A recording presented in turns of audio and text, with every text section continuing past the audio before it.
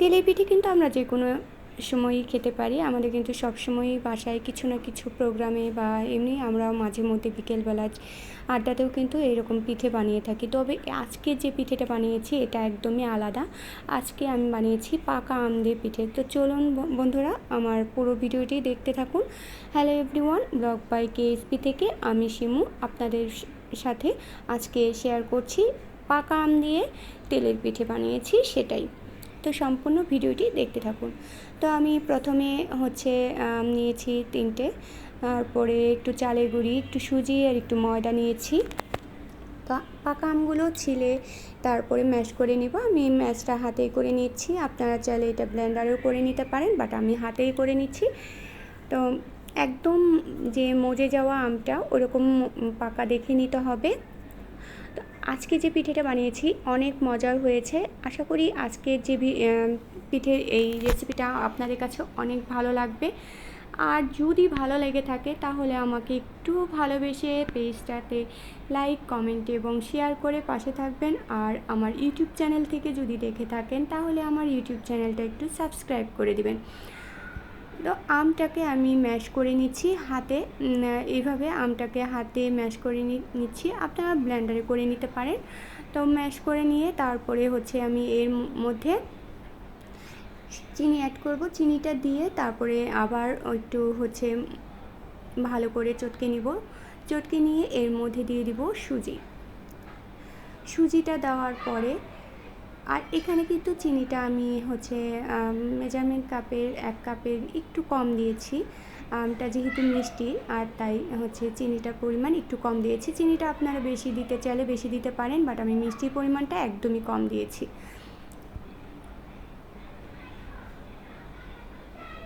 তো চিনিটা দিয়ে আমি একটু মুথে নিব। মুথে নিয়ে এটার মধ্যে আমি সুজিটা দিয়ে দিব। সুজিটা দিয়ে আবারও আমি একটুখানি মাখিয়ে নিব। মাখিয়ে নিয়ে এর মধ্যে দিয়ে দিব ময়দাটা দিয়ে তারপরে চালের গুঁড়িটা দেব। চালের গুঁড়িটা এটা শুকনো চালের গুঁড়ি, বাজার থেকে কিনে আনা চালের গুঁড়িটা দিয়েই আমি করছি। তো চালের গুঁড়িটা দিয়ে আমি একটুখানি গরম জল করে রেখেছি, গরম জলটা দেব। দিয়ে আমি ডোটাকে মাখিয়ে নেব। মাখিয়ে নিয়ে আধা ঘন্টার জন্য রেস্টে রেখে দিব। আমের দিনে আম দিয়ে পিঠে খাবো না, এ তো আর হতে পারে না। আমের দিনে কিন্তু আম দিয়ে যে কোনো আইটেমই কিন্তু করা যেতে পারে। তো আজকে যে আমি তেলের পিঠেটা করেছি এটা খেতে এতটাই মজার হয়েছে, আপনারা বাসায় না বানালে বুঝতেই পারবেন না যে এটা খেতে কতটা মজার। একদম তালের দিনে যে তালের পিঠেটা আমরা যেভাবে তেলের পিঠে বানাই ঠিক ওই রকম করেই এটা কিন্তু বানানো হয়েছে। একদমই সহজ আর অল্প কিছু উপকরণ, শুধু চালের গুঁড়িটা আপনারা বাড়ির থেকে করে নিয়ে আসতে পারেন বা বাজার থেকে কিনে নিয়ে আসতে পারেন। তো চালের গুঁড়িটা দিয়ে তারপরে গরম জল দিয়ে মাখিয়ে নিতে হবে। যেহেতু শুকনো চালের গুঁড়ি সেহেতু এখানে গরম জলটা অ্যাড করতে হবে। আর গরম জল দিয়ে আধা ঘন্টার জন্য এটাকে ঢাকনা দিয়ে ঢেকে রেখে দিতে হবে যাতে ব্যাটারটা একটু সেট হয়। সেই কারণে আমি আধা ঘন্টার জন্য ঢাকনা দিয়ে ঢেকে রেখে দিব।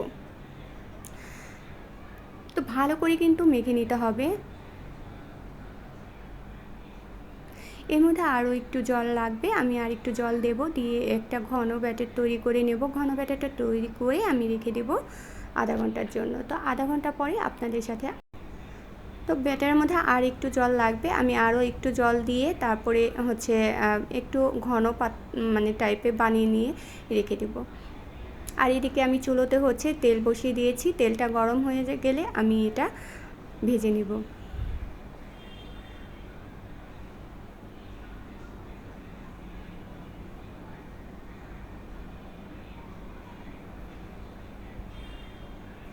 ঠিক এরকম একটা ঘন ব্যাটার তৈরি করে নিতে হবে।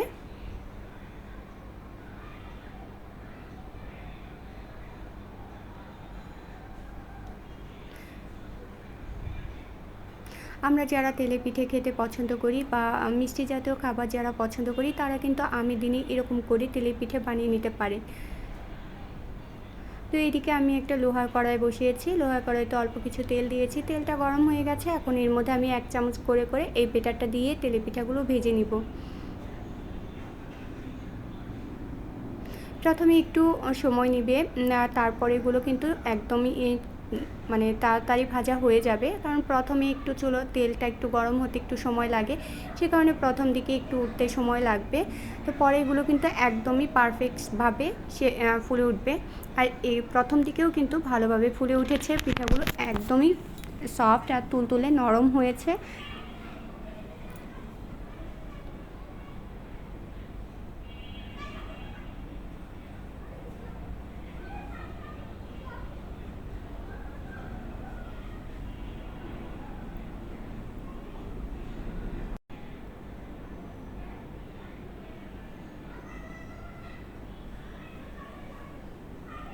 আমার ঘরে বাচ্চারা তো এটা খুবই পছন্দ করেছে, শুধু আমার বাচ্চারা না, আমার সাহেবও খুব পছন্দ করেছে এই তেলের পিঠেটা। আমার হাজব্যান্ড একটু মিষ্টি কম খায়, তাই আমি একটু মিষ্টিটা কম দিয়েছি।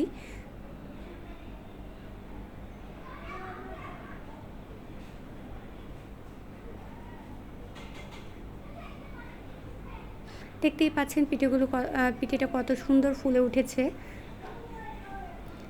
খুব সুন্দর একটা কালার আসে।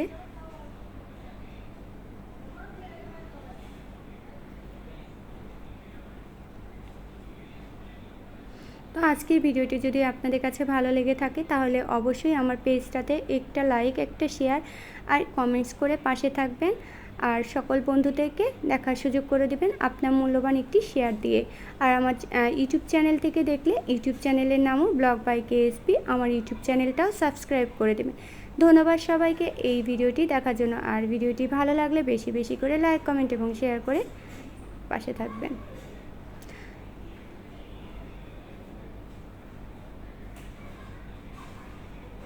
আর এভাবে আমি প্রত্যেকটা পিঠেই করে নিব।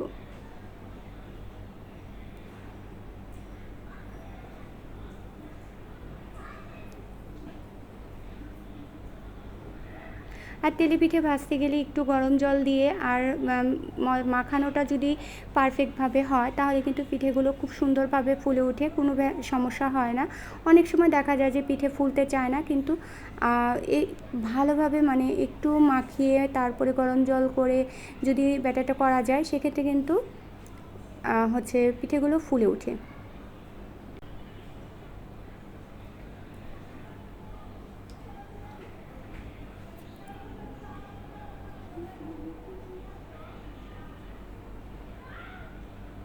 আমি যতটুকু ব্যাটার গুলেছিলাম তা দিয়ে আমার পিঠা প্রায় 12টা-13টার মতো পিঠা হয়েছে।